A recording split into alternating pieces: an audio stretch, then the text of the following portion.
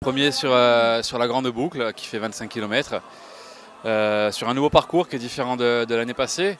Donc ils ont supprimé la boucle et ils ont continué le tracé là sur les crêtes.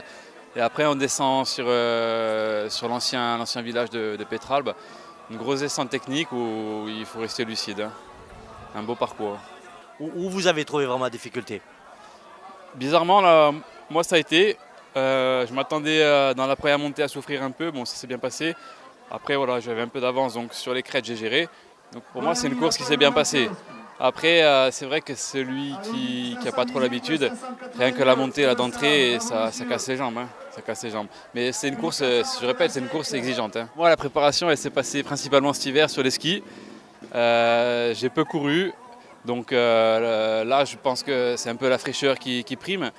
Après voilà, il n'y a pas de secret, hein. Il faut s'entraîner le plus qu'on peut, de façon intelligente, ne pas se surentraîner non plus. Et puis après il faut faire les courses. En course, on se motive toujours un peu plus, donc ça tire. Et puis voilà, et puis au fil du temps, on progresse, hein. Pour une course de 500 mètres de dénivelé, je l'ai trouvé très technique, surtout à descente. Elle était très cassante. Mais sinon, c'est une course magnifique. Troisième au scratch. Devant toi, il y avait qui? Des gens quand même assez costauds. Oui, des gens beaucoup plus expérimentés que moi.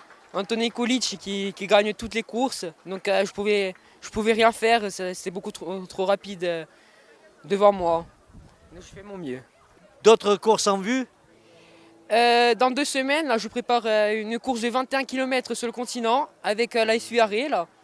Et puis sinon, peut-être la Via Romana cet été ou le Trail du Monte Carlo. Pour cette deuxième édition, on peut dire que tout le monde s'est mobilisé comme l'année dernière. On voudrait quand même remercier le Restonica Trail qui a été présent du début jusqu'à la fin, ainsi que les chasseurs d'Imoussoulé et de Pietralbe.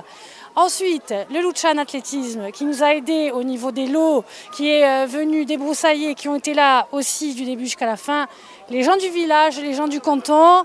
On voudrait aussi remercier tous nos sponsors qui ont été encore nombreux cette année et on espère qu'ils seront là l'année prochaine surtout. Il y avait à peu près 400 inscrits, qui est le double de l'année dernière. Donc on remercie les coureurs, on remercie M. Kulic qui était là l'année dernière, qui était le grand gagnant du 21 km, qui a gagné la 10. On remercie M. Jean-François Autain qui était là l'année dernière et qui cette année a gagné la 21. Donc on espère qu'ils seront là eux aussi l'année prochaine. Et on espère surtout que ceux qui n'étaient pas là et qui sont au Trail Salomon seront là aussi l'année prochaine. Alors une question aussi, ça a permis aussi en même temps de rouvrir des sentiers du village aussi cette course. C'est ça, tout à fait. On a commencé à débroussailler cet hiver. Des gens qui soient de Pietralbe, de Pedano, de Bastia, des autres cantons sont venus nous aider.